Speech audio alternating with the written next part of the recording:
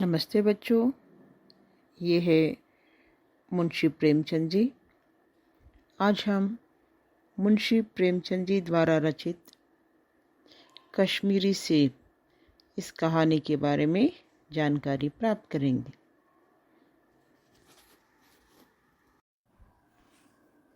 ठीक है गुरुजी। अरे राजू, तुम मुंशी प्रेमचंद जी का परिचय करवाओगे क्या? ठीक है गुरुजी। प्रेमचंद जी का जन्म 31 जुलाई 1880 को वाराणसी के पास लम्ही नामक गांव में हुआ था। इनका वास्तविक नाम धनपत राय था। वे शिक्षा विभाग में नौकरी करते थे। बचपन में ही प्रेमचंद मातृ प्रेम से वंचित रहे। इनका जीवन गरीबी में ही गुजरा। वे मैट्रिक तक ही पढ़ पाए। वे यथार्थवादी कथाकार थे। इनकी प्रमुख रचनाएं गोदान, सेवा सदन, गबन, निर्मला, कर्मभूमि आदि इनके प्रमुख उपन्यास हैं। बड़े घर की बेटी, नमक का दरोगा, पंच परमेश्वर, पूस की रात आदि इनकी प्रसिद्ध कहानियां हैं। प्रेमचंद जी की कहानियां मानसरोवर नाम से संकलित है। शाबाश राजू, मुंशी प्रेमचंद जी का परिचय तुमने बहुत अच्छे से करवाया। ठीक है बेटा, अब हम एक बार मुंशी प्रेमचंद जी का परिचय प्राप्त करेंगे। प्रेमचंद जी का जन्म 31 जुलाई 1880 को वाराणसी के पास लम्ही नामक गांव में हुआ था। इनका वास्तविक नाम क्या था? धनपत राय था। वे शिक्षा विभाग में नौकरी करते थे और एक विशेषता है, हिंदी साहित्य में इनको उपन्यास का सम्राट कहा जाता है।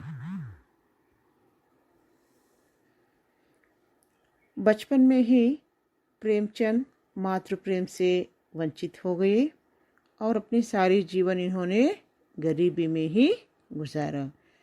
इनकी प्रमुख रचना ये है गोदान, सेवा सदन, गबन, निर्मला, कर्मभूमि आदि इनका उपन्यास है। बड़े घर की बेटी, नमक का दरोगा, पंच परमेश्वर, पूस की रात आदि इनकी प्रसिद्ध कहानियां हैं। प्रेमचंद की कहानियां मानसरोवर नाम से संकलित हैं। चलिए माँ बेटा, अब मेवा फरोश, शब्दार्थ के बारे में भी जानकारी प्राप्त करेंगे। नजर, दृष्टि, बेटा, निगाह, इस पाठ में प्रयुक्त निमकौड़ी, कुछ शब्दार्थ को स्वाद, रुचि, दिया गया है। छोकरा, क्या तुम उससे बालक, परिचय करा सकती हो क्या?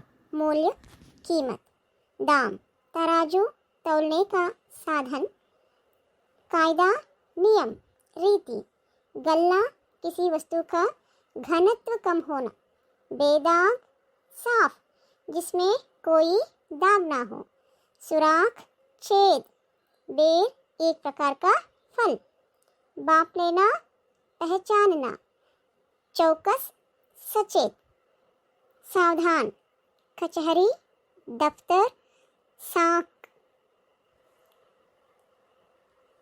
चठा, सेब का 16वें भाग की एक तौल, रेवड़ी, तिल और चीनी से बनी मिठाई। शाबाश बेटा। आइए अब हम कश्मीरी शेर पाठ का आशय के बारे में जानकारी प्राप्त करेंगे।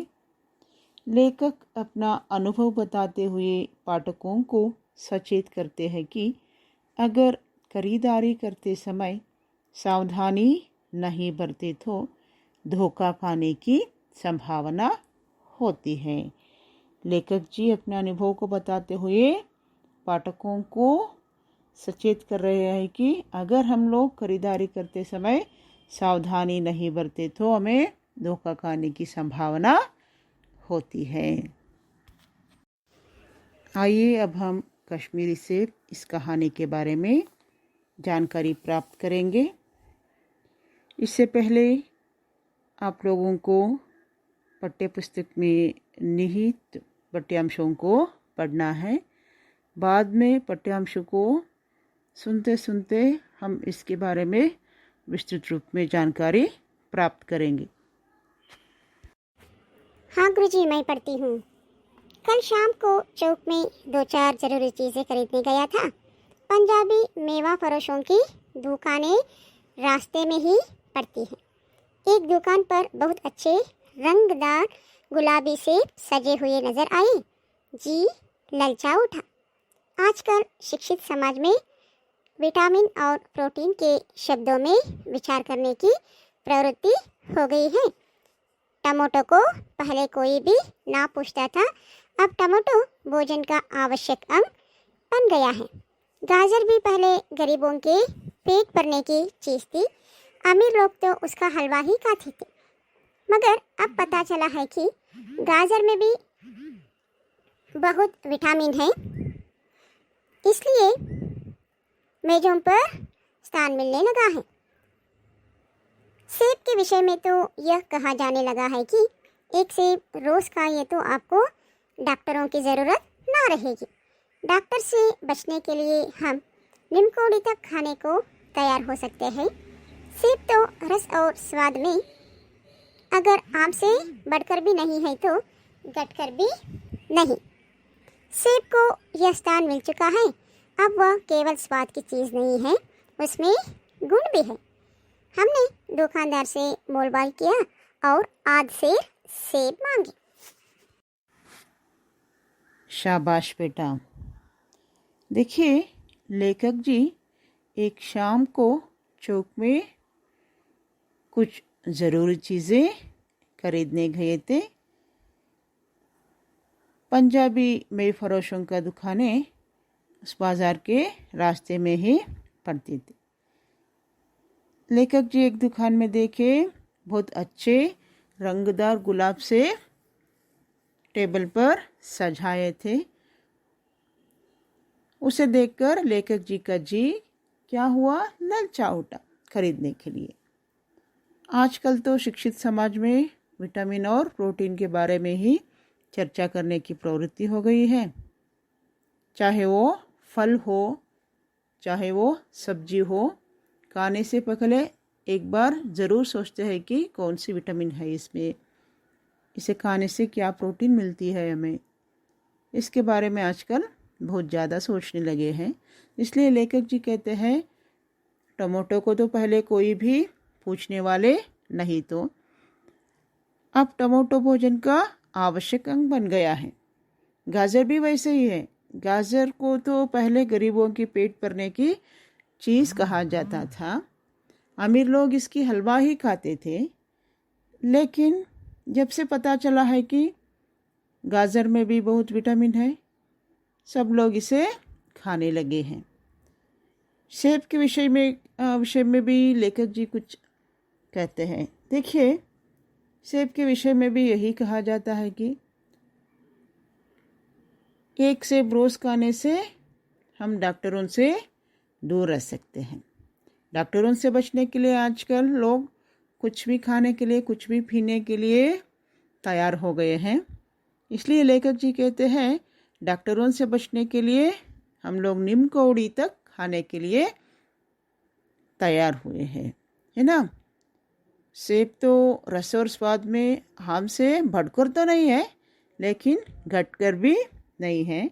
इसलिए सेब को भी अपने गुण की वजह से यह स्थान मिल चुका है। लेखक जी इसके बारे में सोचते सोचते दुकानदार से मोल भाव करते हुए आध सेर सेब मांगते हैं।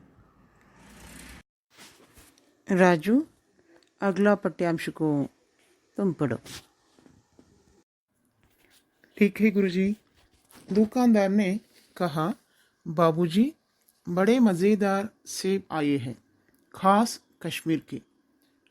आप ले जाइए, खाकर तबीयत खुश हो जाएगी। मैंने रुमाल निकल कर उसे देते हुए कहा, चुन चुन कर रखना।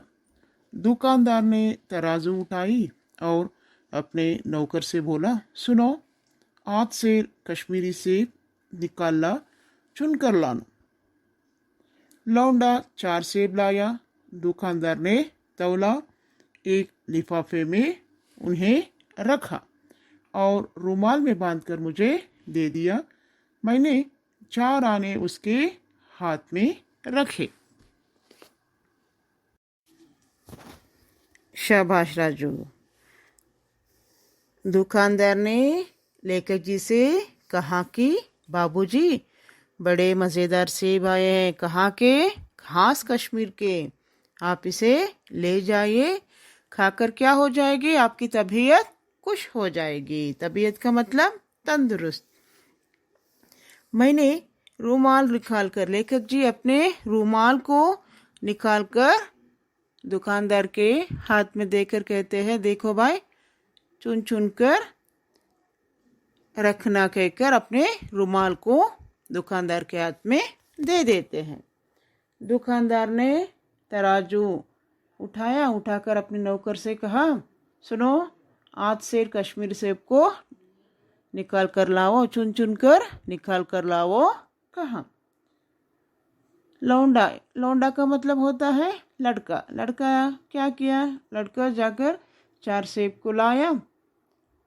दुकानदार ने उसे तौला और एक लिफाफे में उन्हें रखा, रुमाल में बांधकर लेखक जी के हाथ में दे दिया। अच्छा रीमा बेटा, अब तुम पढ़ो, आगे की पठ्यांश को तुम पढ़ो। ठीक है गुरुजी। घर आकर लिफाफा जो का त्यों रख दिया। रात को सेब या कोई दूसरा फल खाने का कायदा नहीं है। कायदा का मतलब नियम। फल खाने का समय तो प्रातः काल है। आज सुबह मुंह हाथ धोकर जो नाश्ता करने के लिए एक सेब निकाला तो सड़ा हुआ था। 1 रुपये के आकार का छिलका गल गया था। समझा रात को दुकानदार ने देखा ना होगा। दूसरा निकाला मगर यह आधा सड़ा हुआ था। अब संदेह हुआ, दुकानदार ने मुझे धोखा तो नहीं दिया है। तीसरा सेब निकाला, यह सड़ा तो ना था मगर एक तरफ दबकर बिल्कुल पिचक गया था। चौथा देखा, वह यूँ तो बेधाग था मगर उसमें एक काला सुराख था, जैसा अक्सर बेरों में होता है। काटा तो भीतर वैसे ही धब्बे जैसे बेर में होते हैं। एक सेब भी खाने लायक नहीं। 4 आने पैसों का इतना गम ना हुआ जितना समाज के इस चारित्रिक पतंग। दुकानदार ने जानबूझकर मेरे साथ धोखेबाजी का व्यवहार किया। एक सेब सड़ा हुआ होता तो मैं उसको क्षमा के योग्य समझता, सोचता उसकी निगाह ना पड़ी होगी, मगर चारों के चारों खराब निकल जाए, यह तो साफ धोखा है। शाबाश बेटा। लेखक जी घर आकर लिफाफों को जो त्यों रख दिए। रात को सेब खाने का कोई यानी फल खाने के लिए कोई नियम नहीं था। कायदा का मतलब होता है नियम। फल खाने का समय तो प्रातःकाल होता है। आज सुबह लेखक जी हाथ मुंह धोकर नाश्ता करने के लिए एक सेब निकाले तो पहला सेब क्या हुआ था? सड़ा हुआ था। 1 रुपये आकार का छिलका गल गया था। लेखक जी समझे रात को दुकानदार ने देखा नहीं होगा, इसलिए इसी तरह समझकर उन्होंने दूसरा सेब निकाला, मगर दूसरा सेब में आधा सड़ा हुआ था। अब लेखक जी को संदेह होने लगा कि दुकानदार ने मुझे धोखा दिया है। तीसरा सेब निकाला तो वह सड़ा तो ना था मगर एक तरफ दबकर बिल्कुल पिचक गया था। चौथा देखा, वह ये तो बेधाग था मगर उसमें एक काला सुराख था, जैसे अक्सर बेरों में होता है। खाटा तो भीतर वैसे ही धब्बे जैसे बेर में होते हैं। एक सेब भी खाने लायक नहीं थे। 4 आने पैसे देकर लेखक जी जो सेब लाए थे उनमें से एक सेब भी खाने लायक नहीं थे। लेखक जी अब समझने लगे कि दुकानदार ने मुझे जानबूझकर धोखा दिया है। अगर एक सेब सड़ा होता तो मैं समझता था वो जानबूझकर नहीं किया है। रात में ऐसा हो सकता है समझता था, लेकिन जानबूझकर मेरे साथ वो धोखा किया है। चारों का चारों से खराब है, वो जानबूझकर ही मेरे साथ ऐसे धोखेबाजी किया है। इस तरह लेकर सोचने लगे। राजू, अगले पट्यांश को तुम पढ़ो बेटा।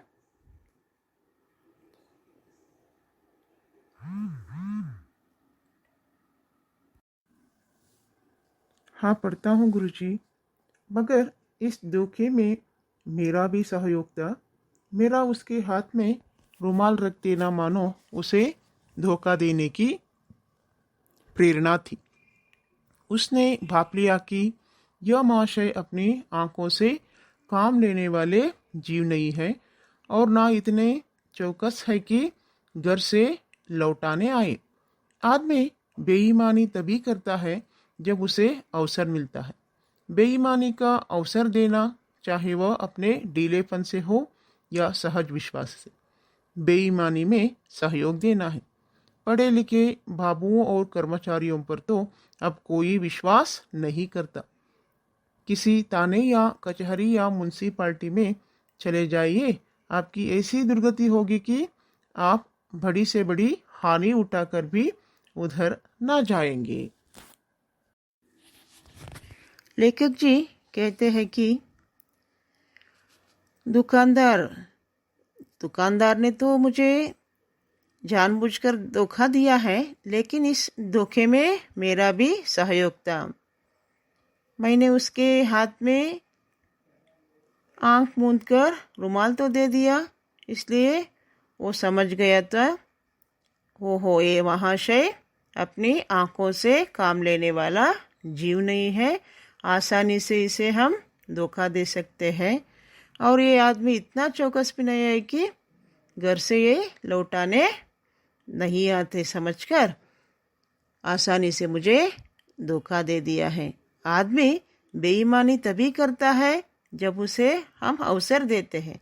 अगर मैं आंख मूंदकर उसके हाथ में रुमाल नहीं दिया होता तो वो मुझे धोखा नहीं दे सकता था। मुझे क्या करना था मुझे? जब वो लिफाफे में सेब को रख रहा था तब मुझे क्या करना था? जांच करना था, है ना? इसीलिए जानबूझकर वो मेरे साथ धोखा दिया है। इस धोखे में मेरा भी सहयोग था। और पढ़े लिखे भावुओं पर बातें करते हुए लेखक जी कहते हैं आजकल पढ़े लिखे लोग ही बेईमानी करने लगे हैं। अगर आप किसी थाने या कचहरी म्युनिसिपालिटी के ऑफिस में जाए तो बड़ी से बड़ी हानि लेकर वहाँ से आप निकलते हैं। सारे और देश पर भी यही परिस्थिति है। इसके बारे में बताते हुए लेखक जी इस धोखेबाजी का वर्णन करते हैं। अगले पट्यांश को तुम पढ़ो बेटा। ठीक है गुरुजी। पहले ऐसा नहीं था। व्यापारियों की साख बनी हुई थी। यो तौल में चाहे चटाक आग चटाक कस ले, लेकिन आप उन्हें 5 की जगह भूल से 10 के नोट दे आते तो आपको घबराने की कोई ज़रूरत ना थी। आपके रुपये सुरक्षित थे।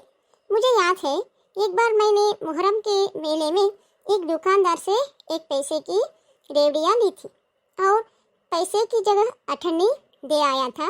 घर आकर जब अपनी भूल मालूम हुई तो दुकानदार के पास दौड़ा गया।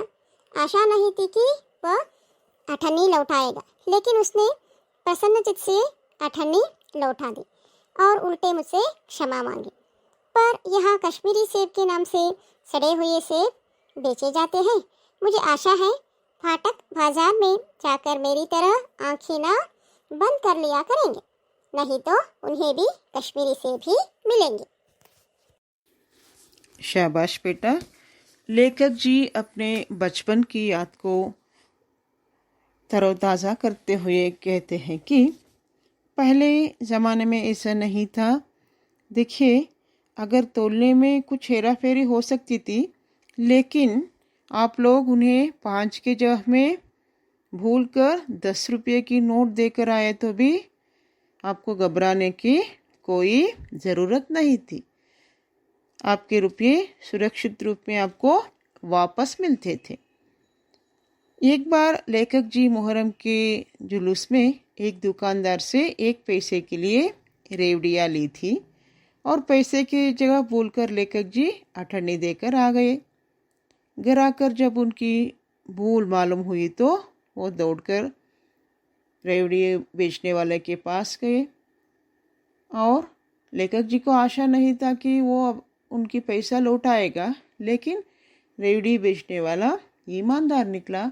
वो लेखक जी के पैसे वापस देकर लेखक जी से उल्टे में क्षमा मांगता है।